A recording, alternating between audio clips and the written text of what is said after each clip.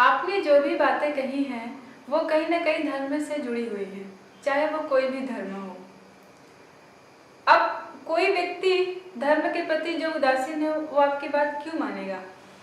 अपने देश में ही देखें तो 50% लोग ऐसे हैं जो धर्म के प्रति उदासीन हैं, तो आप उन तक अपनी बात कैसे पहुंचाएंगे? वो इस चीज को कैसे मानेंगे?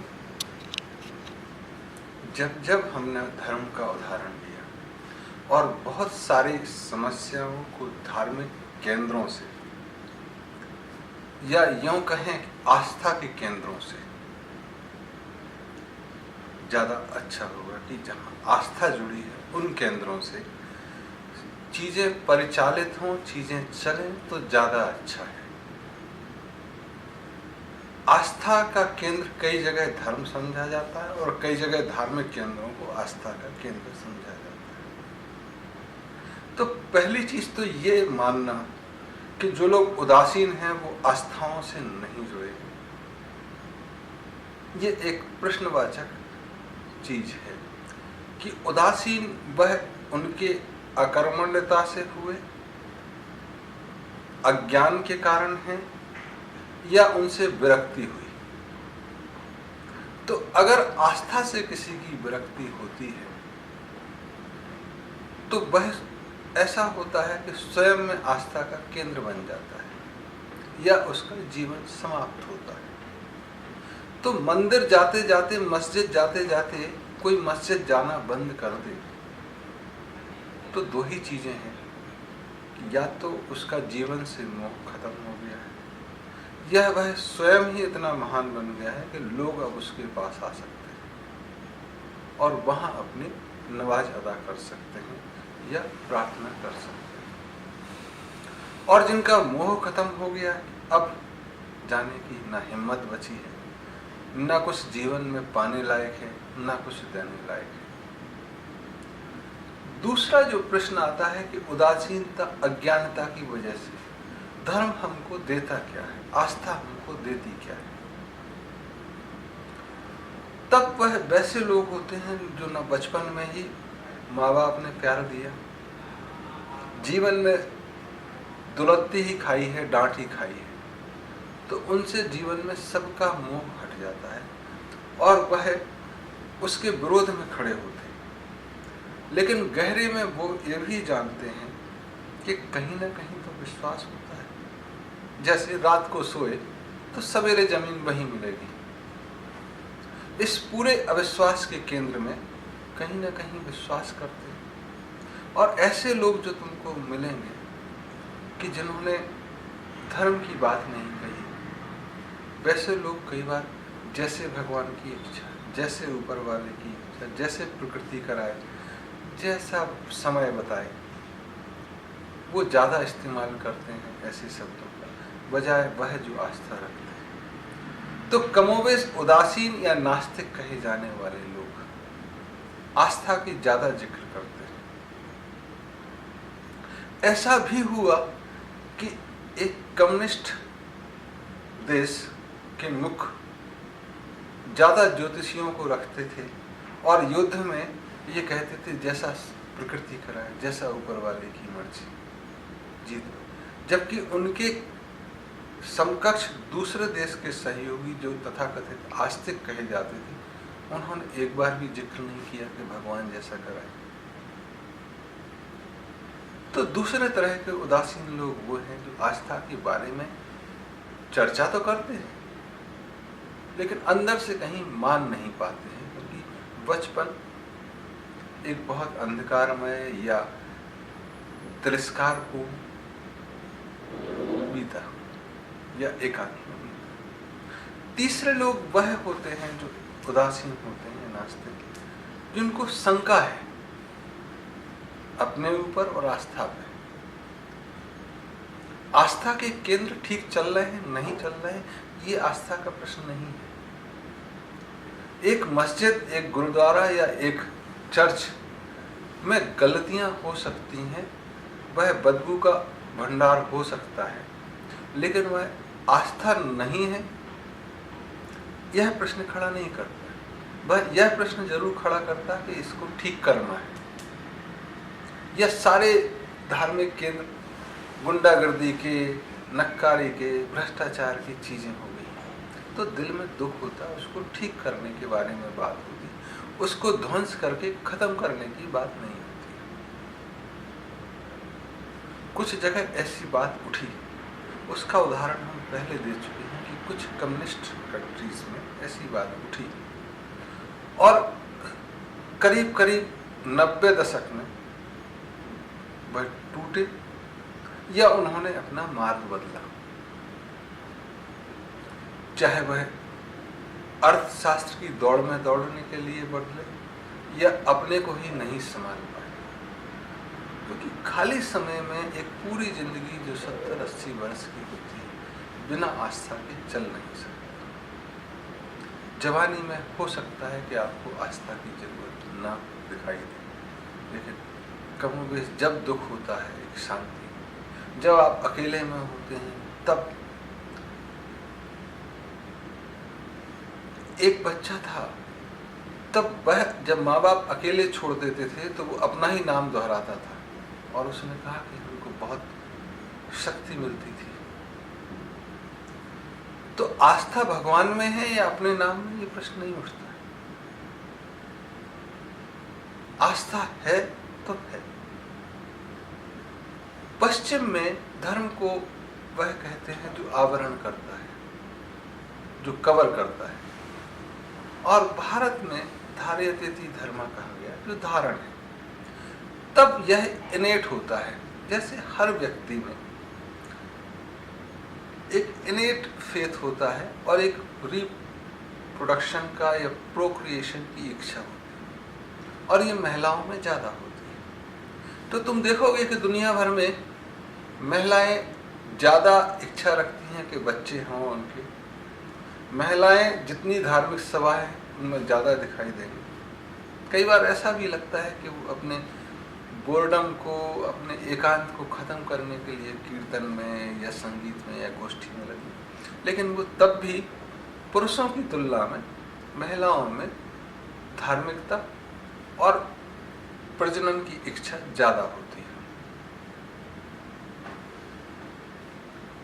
ऐसे में वह देश जहां पे आस्था को नकारा गया, ऊपर से नकारना थोपा गया, वह देशों में महिलाएं जब तक सुंदरता और प्रोडक्शन या रिप्रोडक्शन की एज तक थी तब तक ठीक रही। बुजुर्गी में उनकी मानसिक दशा काफी खराब हुई है, या आप आंकड़े से देख सकते हैं, चाहे वह कैसे भी देश हो।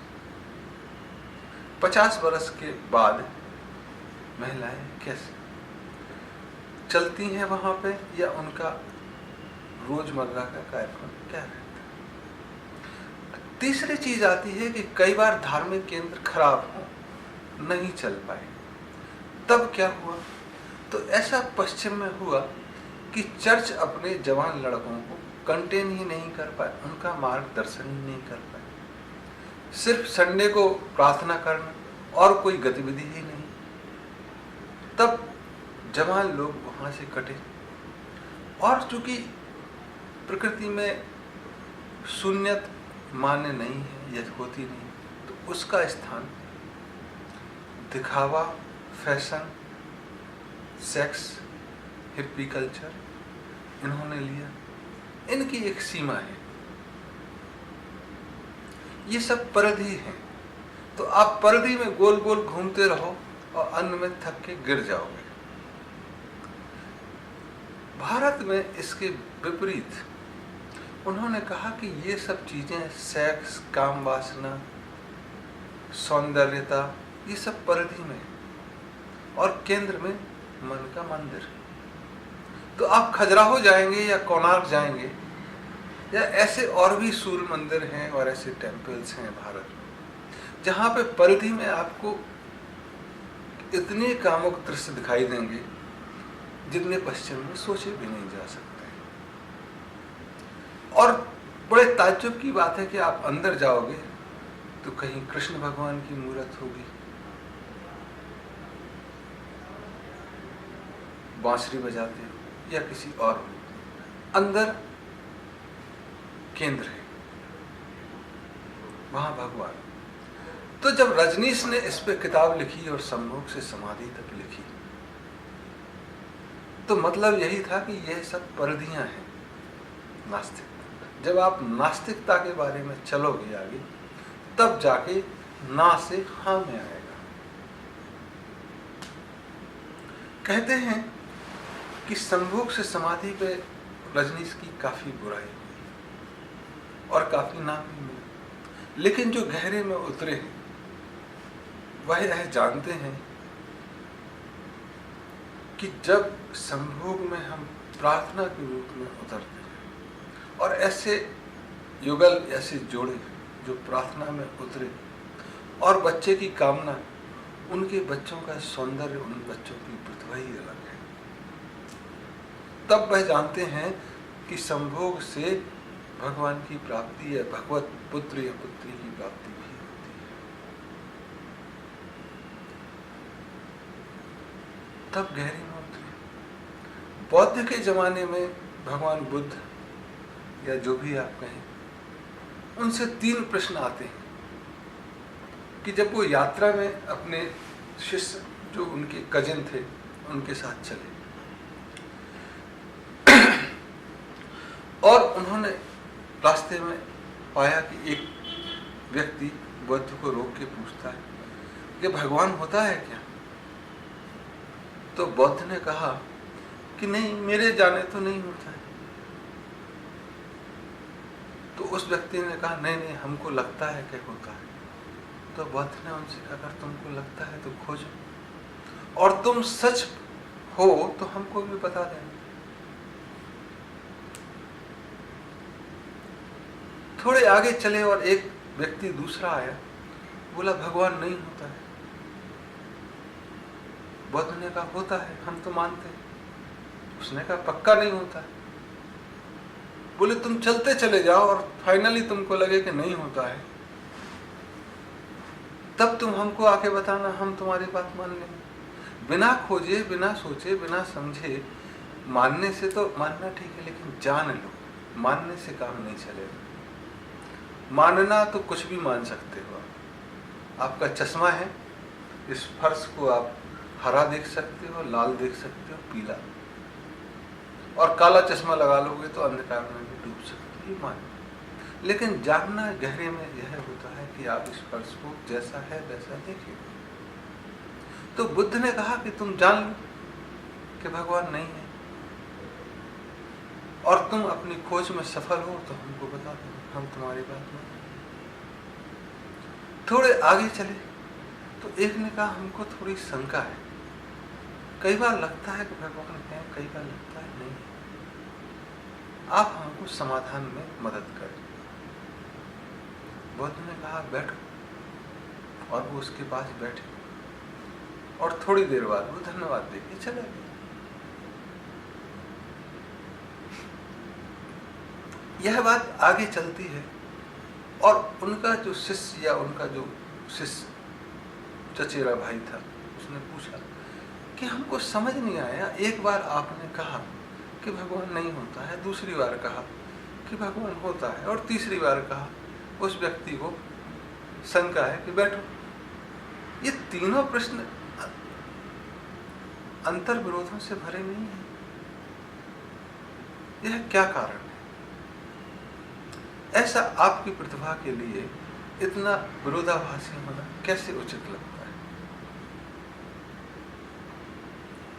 तब बुद्ध ने उनसे कहा कि पहली बात, जब हम किसी से बात कर रहे हैं और उसके प्रश्न के उत्तर दे रहे हो तो वह उत्तर उसके लिए होता है। उसमें उसी प्रश्न के संदर्भ में अगर देखोगे तभी सार्वभौमिकता छुपी है। अगर किसी दूसरे प्रश्न के उत्तर में तुम उसको देखोगे और कोरिलेट करने की या कोई चीज जोड़ने की कोशिश करोगे तो वो विरोधाभासी लगेगा। दूसरी चीज, तुम्हारा प्रश्न तो है नहीं, तुम दूसरों के उत्तर प्रश्न क्यों सुनते हो? यह तो उनके प्राइवेसी में दखलंदाजी है। तुम मेरे शिष्य जरूर हो, लेकिन अगर मैं किसी से प्राइवेट बात कर रहा हूँ या कोई व्यक्तिगत प्रश्न पूछ रहा हूं, तो उससे तुम क्यों परेशान? तुम्हारा प्रश्न क्या है वह करो। तब ऐसे लोग जो दुविधा में जीते हैं, वो कई बार नास्तिकता का आवरण ओढ़ते हुए दिखते हैं, कई बार आस्तिकता। वो बातों में ज्यादा जीते हैं,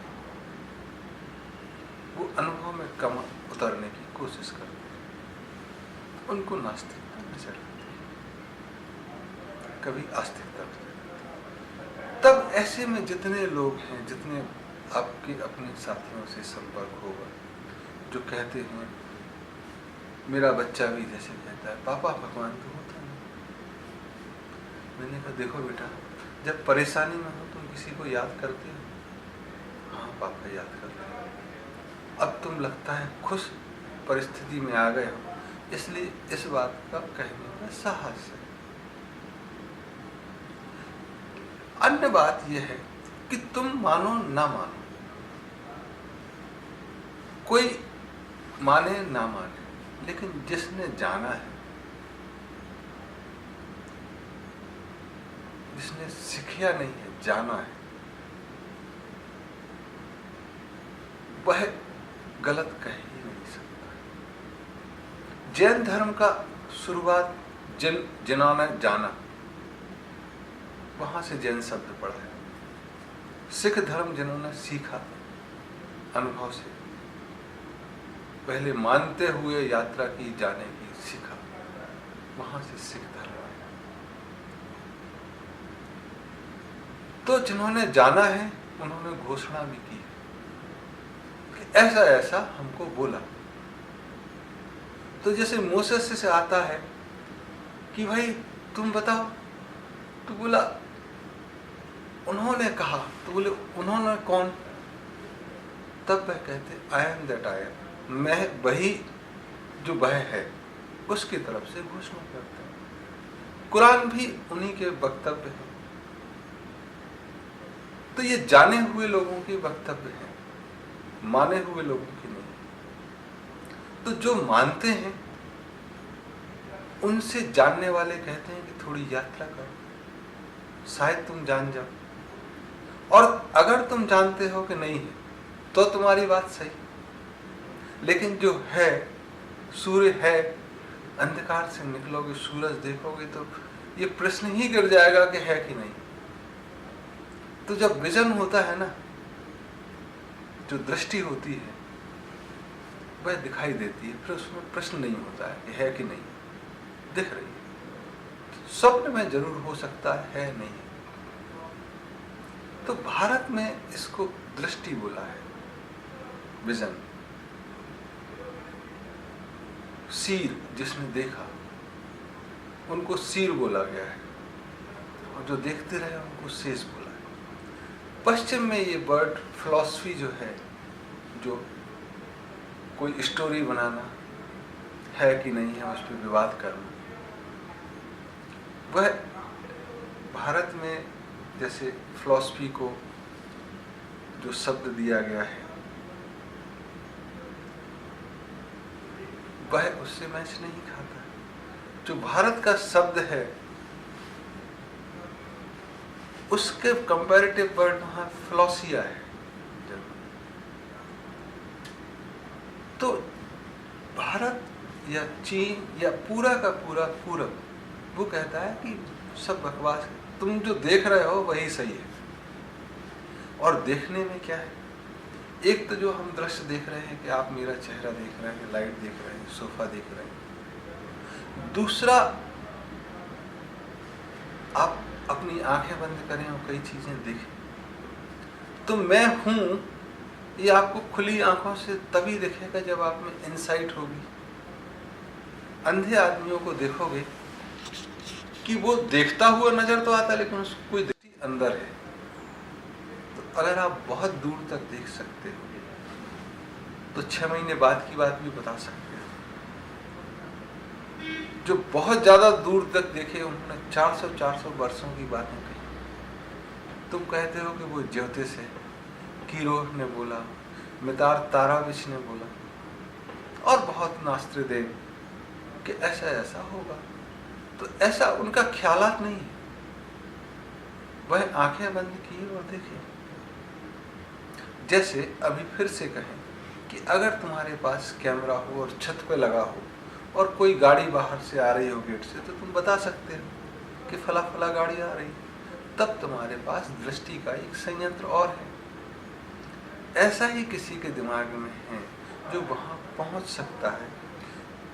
तब हम कई बार बात करते हैं जैसे बच्चों से, क्या बेटा ऐसे कपड़े पहने हैं या घर में ऐसा चल रहा है, तब आपकी दृष्टि वहां तक पहुंचती है। तो जिन्होंने जाना उनके सामने प्रश्न नहीं है, और जिन्होंने माना उनके सामने प्रश्नों का अंबार है। तो प्रश्न ये नहीं है कि लोग नास्तिक हैं या मानते हैं। प्रश्न डिलीवरेंस का जरूर है। तब पूरी की पूरी प्रक्रिया अगर 1000, 2000, 3000 साल की तुम देखोगे तो तुम पाओगे कि जो धार्मिक या आस्था के केंद्र इसलिए बनाए गए कि लोग वहां स्वतः काम करते हैं, वहां आदेश देने की जरूरत नहीं, और अपनी सामर्थ्य के हिसाब से काम ढूंढ लेते हैं। आदर्श अपने सामर्थ्य के हिसाब से सहयोग करते हैं, और जो अपनी आवश्यकता है उसके हिसाब से उससे लेते हैं। तो वहां व्यापार नजर तो आता है लेकिन व्यापार होता नहीं, या उल्टे कह सकते हैं कि व्यापार होता है नजर जैसे आता नहीं, कि सबने उस चीज में अपने अपनी आहुति दी, जैसे जितनी सामर्थ्य और अपनी आवश्यकता के हिसाब से ली दी। भारत में तुम देखोगे कि कुचिपुड़ी, भारतनाट्यम, ओडिसी, ये सब नृत्य मंदिरों से निकले। तब मंदिर में बच्चे बोर होते थे तो कहते थे चलो मंदिर चले। किस लिए? भगवान की पूजा एक कार्य था, लेकिन ओडिसी, भारतनाट्यम, कुचिपुड़ी नृत्य देखना अलग था। कोई समाधान करना है, कोई परेशानी है, मंदिर चलो। तो भगवान एक था, आस्था के केंद्र में ज्योतिष भी था, डॉक्टर भी था, अगर भूखे हैं तो खाना भी था। ये सब चीजें वहां मिलती हैं, इसलिए लोग आस्था के केंद्र में जानते हैं। भारत में जो टूटन हुई वह एक शीर्ष पर पहुंचने के बाद जो अगला कदम होता है वो गिरना ही होता है। प्रकृति के नियम को मानो तो एक बहुत शीर्ष पर रहने के बाद पूरा का पूरा पूर्व, चाहे युग परिवर्तन के कारण कहें या अपने आमाद प्रमाद में गुम होने के कारण कहें या निद्रा में डूब जाने के कारण कि अब तो बहुत हो गया, अब क्या करने का है, तो जो मेंटेन करने के लिए, जो चलाए रखने के लिए तत्व जरूरी होता, उसकी तरफ से आपकी चीजें हटी तो बहुत बड़ा महल भी गिरने में समय नहीं लगता है। ऐसा भारत के साथ हुआ कि सारी व्यवस्थाओं के बाद चीजें बिगड़ी, और ऐसा इसलिए भी होता है कि अंतिम पायदान के बाद जरा सी चूक बहुत नीचे तक गिराती है। जैसे एवरेस्ट में अगर पैर फिसला तो बचता नहीं है आदमी, इसलिए कई लोग एवरेस्ट पे जाने से भी डरते हैं। भारत को वो डर नहीं रहा, या पूरब को वो डर नहीं रहा, सब क्षेत्रों में वो गया और शायद इसलिए गिरा भी। अब पुनः खड़े होने की बात है, तब चीजें कैसे हों, क्योंकि उसके डाटास तो है नहीं कि एक हारा हुआ आदमी कैसे यात्रा करता है। जीतने की कहानियां तो बहुत सारी, हारने की कहानियां नहीं है इतिहास में, न भूगोल में, और बिकती भी नहीं है वो, इसलिए उसका जिक्र भी नहीं। तो जब चीजें एक शीर्ष से धरातल या खाई में मृत प्राय होकर खड़े होने की शुरू होती है, तब अगर वह कहें कि गौरव के समय आस्था के केंद्र सारी जरूरतों की पूर्ति में लगी रहती थी और उस समय लोग अपनी आवश्यकता के अनुसार उससे ग्रहण करते थे, तो वो कहेंगे उदाहरण कहाँ है। लेकिन खंडहर भी थोड़ी थोड़ी चीजें तो बताते ही हैं। तो ओडिसी, भारतनाट्यम, कुचिपुड़ी, ये नृत्य ये बताते हैं कि मंदिर एक नृत्यशाला भी रहा होगा, एक सांस्कृतिक केंद्र भी रहा होगा। भारत में आने के बाद चर्चों ने दो चीजें जोड़ी, एक स्कूल, एक अस्पताल। तो यह भी बताता है कि पश्चिम ने भारत से आस्था के केंद्र में दो चीजें जोड़ने का साहस किया या जोड़ी। मुस्लिम धर्म ने मदरसा जोड़ा, बाकी धर्मों ने भी कुछ कुछ जोड़ा।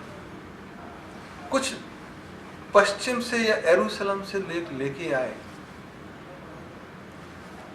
वह भी था कि जैसे अस्पतालों में हरा रंग होना, ये मुस्लिम धर्म लेके आया।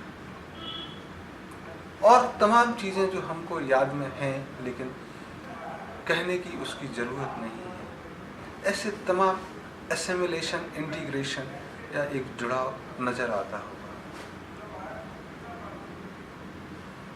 अब सरकारों के उत्थान में जब हम अनार्ची से डेमोक्रेसी तक आए हैं और जिसमें हमारी फ्रीडम ऑफ स्पीच तो है ही मुख्य, उस तक आए हैं, तो आगे का रास्ता कैसा होगा उस पर चर्चा जरूरी है। तब यह भी जरूरी है कि लोकतंत्र में क्या क्या कमियां हैं। क्या एक सरकार अपने सरकारी नौकरों से सारी व्यवस्था कर सकता है?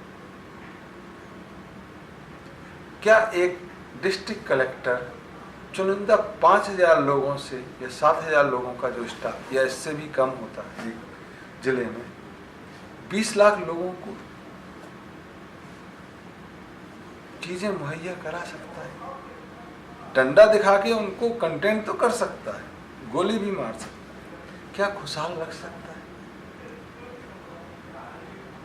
तब डिस्ट्रीब्यूशन की बात आती तो कैसे करेंगे? तो फिर प्रश्न आता कि जहां आस्था होगी वहीं लोग जुड़ेंगे। तब तुमको देखोगे कि हर मंत्री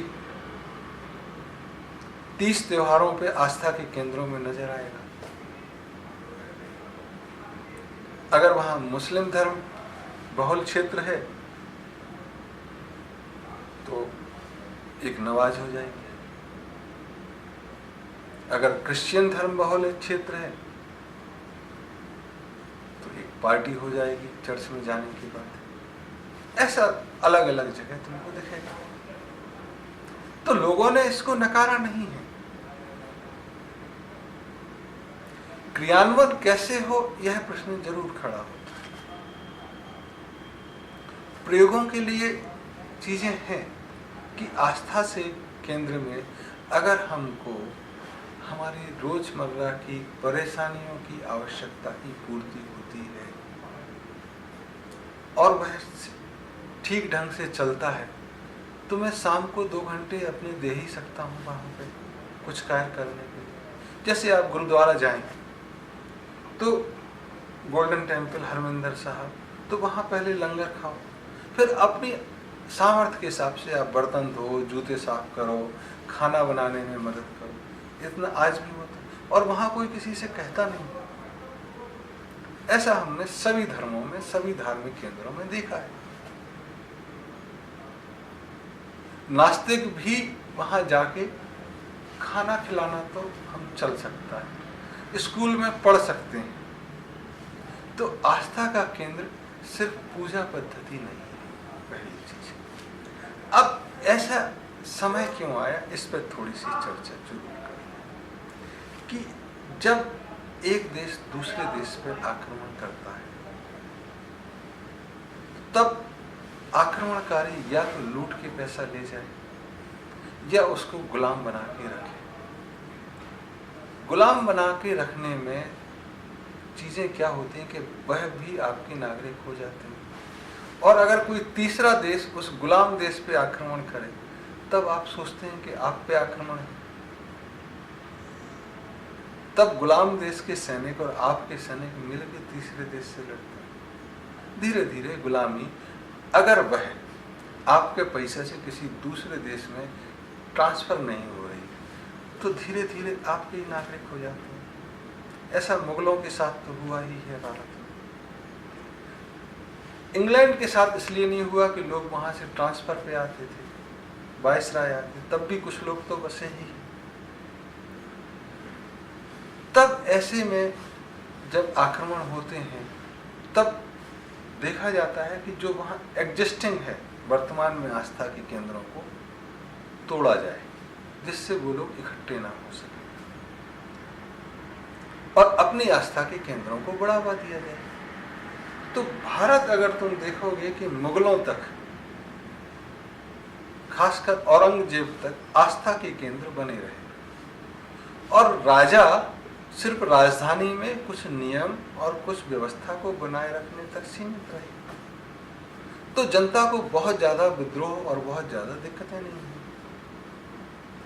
अंग्रेजों के आने के बाद आस्था के केंद्र सिर्फ पूजा के लिए हुए और यहां तक भी हुआ कि पुजारी को तनख्वाह मिलेगी, हाफिज को तनख्वाह मिलेगी, आप नमाज पढ़ाओ और वहां इकट्ठा नहीं रहना है। तब जितने आस्था के केंद्र थे सिर्फ भीख मांगने के केंद्र हो गए, भगवान से पूजा करो और चले जाओ। उनसे धीरे धीरे बाकी सारी चीजें कटती चली गई जो पहले जुड़ी हुई थी। चर्च ने दो चीजें जोड़ दी, देखा देखी, और चर्च में जुड़ी हैं, बाकी जगह हटी, इसलिए चर्च महत्वपूर्ण हुई। प्रश्न ये नहीं है कि किसने क्या किया। अगर हम पूरी मानव जाति को लें तब मेरे हिसाब से या मुझे यह लगता है कि चर्चों को, गुरुद्वारों को, मस्जिदों को, मंदिरों को एक प्रयोग करके तो देखना चाहिए कि वहाँ एक लंगर चले, वहाँ एक स्कूल चले, वहाँ लोग अपना श्रमदान कर सकें, वहाँ एक मनोरंजन का केंद्र हो, वहाँ लोग सीखें कि अच्छी तरह से कैसे रहना है, वहाँ नीति शास्त्र की क्लासें चले, वहाँ व्यायामशाला चले, वहाँ सुरक्षा के भी काम हो सकते हैं कि जहाँ शस्त्रशाला, अगर सामूहिक सुरक्षा है तो उस पर भी ध्यान दिया जा सके, सफाई का केंद्र रहे, ज्योतिष का केंद्र है, जहाँ पे लोग, बुजुर्ग लोग रह भी सकें, जहाँ हमारी पत्नी से झगड़ा हो गया या पति से, तो मैं 2-4 दिन रह भी सकूं, तो एक धर्मशाला रहे, खाना मिल जाए जहाँ, और अगर मेरे पास कुछ ज़्यादा है तो मैं उधर उधर देखने को नहीं, सीधे जाके मंदिर में दूँ, वहाँ से डिस्ट्रीब्यूशन हो जाए, मस्जिद में अपना ज्ञान विसर्जित करूँ और जिसको चाहिए वो आके ले, मैं उपलब्ध हूँ। मुझे 2 वक्त की रोटी चाहिए 60 वर्ष की उम्र में, मस्जिद दे दे, मैं वहाँ बैठा हूँ, बीच में सफाई कर दूँ, लोग तैयार हैं, प्रयोगी सही, इसके लिए आगे तो बढ़ना। तो प्रश्न तुम्हारा जो है कि नास्तिक लोग तैयार होंगे क्या? मेरे हिसाब से तो वही लोग जो भरोसा नहीं रखते उन आगे आके कर सकते हैं, क्योंकि उनमें जज्बा है सिस्टम से विरोध करने का। एक और अंत में चीज कहूंगा कि प्रकृति का विकास ना से होता है, negative by a variable turns into positive, unconscious by a subconscious turns into consciousness. जो अचेतन है वो अवचेतन में उतरता है, फिर चेतनता बनती है। इसलिए सारे जो योग विद्याएं हैं वो चेतन से अवचेतन और अचेतन में जाने का और फिर वापस लौटने की प्रक्रिया को दर्शाता है।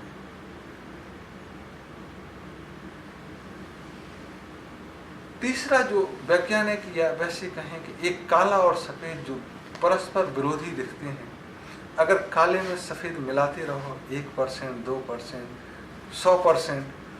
100% काले में 100% सफेद मिला दोगे तो काले और सफेद का एक मिश्रण बनेगा। लेकिन 100% काले में उसका 10 गुना सफेद मिलाओगे तो कुछ अलग होगा, और 1000 गुना सफेद मिलाओगे तो सफेद जैसा नजर आने की संभावनाएं बढ़ जाती हैं। तब हम कहते हैं कि अगर किसी को हमको देख के वितृष्णा हो रही है और प्यार से देखेंगे तो आई विल फील पिटी बेचारा। अगर किसी बेचारे को प्यार से देखेंगे तो उस पर दया उमड़ेगी। किसी दया पात्र को प्यार से देखेंगे तो हम कुछ हेल्प करेंगे, और किसी मददगार के लिए अगर हम देखेंगे तो कंपैशन आएगा। और एक कंपैशनेट व्यक्ति को अगर हम देखें कि यार इसकी क्या कर सकते हैं, तो हम तुम ले जाओ जो है बेनिवोलेंस आता है। तो प्यार में बेनिवोलेंस एक चरम सीमा है और पिटी एक प्राथमिक चीज है। तो प्रयोग करके देखने की चीजें, अनुभव में लाने की चीजें, और जितने जवान नास्तिक हैं हमें उनसे बहुत उम्मीद है या पूरी उम्मीद है कि अगर वो यात्रा में उतरेंगे तो इस देश में, इस दुनिया में एक फिर से आस्था को पुनर्जीवित और आस्था के केंद्र को एक ऊर्जा का क्षेत्र बदलने में